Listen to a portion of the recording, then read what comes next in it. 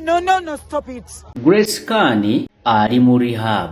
Ndowooza kuva mu mwezi gwa 11. Mawulire si malungi Grace Kani embeera etabuse mu rehab gye baamutwala. Wetwogerera wano wennyini amawulire agakatuuka ku mmeeza ya Wonderboy UG agalaga nti Grace Kani ate oluvannyuma lw'akasente ka rehab okubanga kaganye ekyo nakyo kimuzizza mu mbeera embi. Nkusaba no sookulekinge obubaka buno era nkusaba sharingirako munno bugende mpaka ewa Susan Makula kubanga ye save yawe bambi ensigo emanyi asemberayo ddala byazze bitya. Kati bw'omala okulekinga wuliriza wano.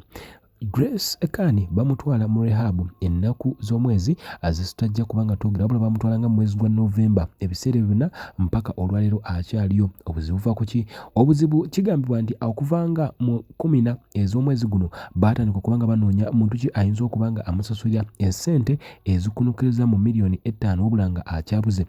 Abooluganda bagamba banoonyako Susan Makula ne bamulemererwa ebyaddala ekidiridde Grace Kani ng'atuuse okwagala okuvaayo naye ng'akasente talina ebyaddala embeera ezeemu n'ebeera bubi. Baganda bekaboogere mu ku bantu oboolyawo abamanyi embeera eno kyannaku nnyo ddala naye nga gwe gavaayo essaawa zino eno. Amanya gange nze Kuteesa James Kranima nga Grace mba aba sister wange yanzirako.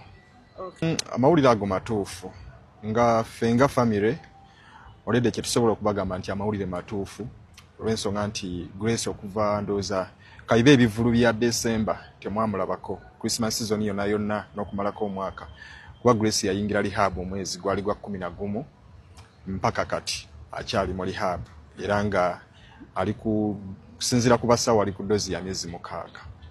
Ayingira yatya mu rehab? Grace okuyingira mu rehab ekisooka nti ffe nga family tetwali aware of it cause Grace mukyala akuze abeera yekka ng'omuntu tetubeera naye naye nga tubeera tusharinga naye ng'omuntu. Naddala nze mbeera attached nnyo ku ye era kiba kizibu kyakumala nnaku 3 n'enkwata olwokuna n'enkwata wiiki nga simuwuliza. Naye nange ngenda okufuna amawulire nti Grace agenze mu rehab. Nagafuna after a period of something like 3 weeks. Nga wemanya nti Grace ali mu rehab because twakubanga ku masimu ge nga tegaliiko netugezaako contactinga omukyala alinganga maama we kati obudde buno waffe tetulina nti oba maama waffe. So omukyala oyo tugezaako mukubira amasimu mukyala Makula Susan nga tagakwata nengezako kwagala omusinkana ng'omuntu naye si mwangu wa kulaba era nalemererwa omusinkana mpaka we nabuuliriza ku bayimbi ba movinga na baba muri okumpi ne bampa information nti kirabika Grace ali mu rehab. Then ne bampa omuntu alabika nti ya signinga ku mpapula za rehab okubeera nti agenda mu rehab. Omuntu oyo ndowooza yalinganga omuyambi we mu buyimbi. So omuntu oyo gwe bampa ne nkwatagana naye era nantegeeza nti kituufu Grace ali mu rehab nenfuna enamba ya rehab nentuukayo nenconfirminga nti kituufu Grace ali mu rehab era ndowooza yensobola kimusobola okwogera ku story ey'obudde buno. Ekisooka yo nga rehab tuyinza obudde buno obutabaninya nnyo ku ssente ze babanja olw'ensonga nti ffe nga famire obudde buno kye tusobola okukola kwe kugenda okulambula Grace. Bavunaanyizibwa ku kulya ne bavunaanyizibwa ku kunywa kwe ku kumulabirira ne bavunaanyizibwa ku kumukuba eddagala bo lye bagamba cause ssente ezo n'okweyongera mu bo bagamba nti rehab cause Grace si gwe mulundi ogusoose ndowooza mwenga mmwe mukimanyi Grace gwe mulundi ogusoose okugenda mu rehab. Guno gulabika mulundi oguyinza okuba gwa kubiri oba gwa kusatu ng'agenda mu rehab. Kukuba mulanga Grace Kani embeera ye bweti bweri. Baamuggyako essimu temusobola muwuliza era mmanyi bwe mukebera akawunti ze alwiridde ddala okupostinga essimu baagimuggyako. Baamala omuggyako ssimu bwe bagattagattamu biiru ye eri mu miliyoni za Uganda 5. Kati mu bufunze baamukwatira mu ddwaliro tasobola kuvaayo kyokka ate zo ssente zeeyongera bungi ezibanjibwa. Kaakati Justin njagadde kutegeeza bayimbi banne naddala abali mu federation eri eya Uganda National Musicians Federation ekulirwa omwami Edirisa Musuuza Eddie Kenzo. Papa Misa Kisemakula naye ayinza okuba oba oli awo takimanyiiko. Omanyi kati oyo yafuuka taata w'abayimbi yadde ate abayimbi abamu bamusinga emyaka naye olw'ebikolwa bye ensi yasalawo n'emubatiza erya papa. Kaakati papa naawe nkutegeezaako nti muwala wo Grace Khan ali mu rehab, baamukwatirayo, essimu ye teriiko baagimuggyako. So embeera bwetyo bweri. Wabaayo mikwano gye abadde bamunoonya nga temulaba wawaali, ali mu rehab. Mmanyi nti n'omukyala Makula Bujingo eyali amuliko ennyo naye tamanyi waali, naye kye mubamumanya nti ali mu rehab, baamukwatirayo. Byebyo nno. To ask the management to tulabe the secretariat whether they are aware, and we'll see what we can do, but tumuyambye emirundi mingi nnyo Grace Khan naye ali mu rehab era amazeeyo emyezi 2. Yes. Bright atya Grace Khan kusookera ddala okutandika ddala anyway. Grace Khan yafuuka kati wa family because yajjanga family friend naye kati wa family nnyo. Yes. Mwamuwuliza mutya okumanya nti amaze emyezi 2 mu rehab?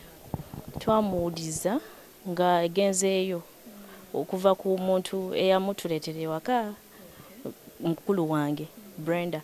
Kati we twatandikira nanga Grace ali mu rehab naye nga mmanyi nti ali mu rehab naye nga ajaba fine era nga mmanyi basasula.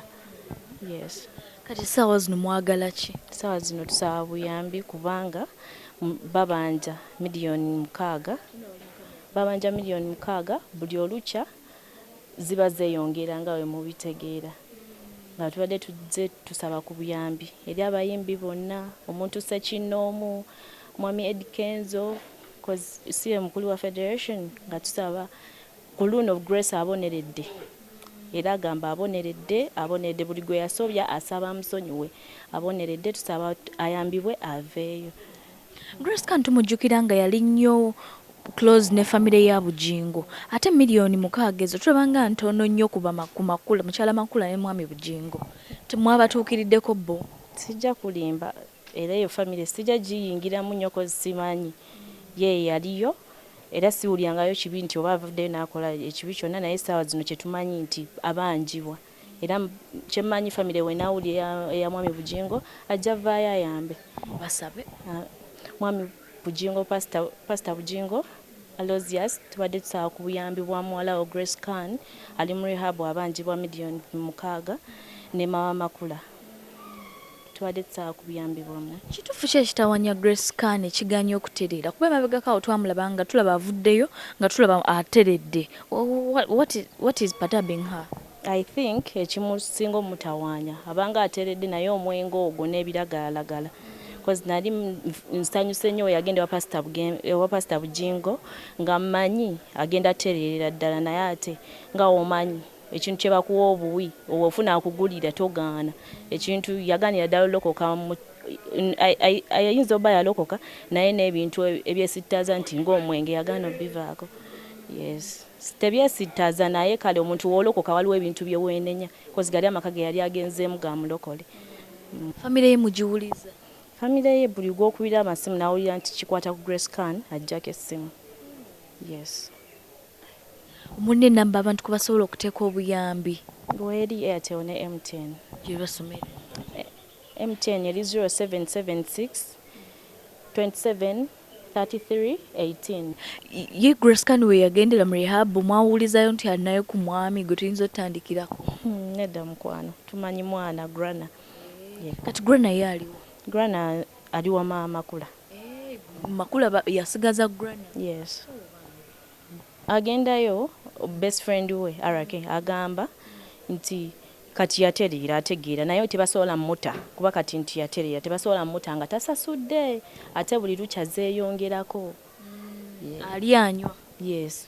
Ye bill gye baagala.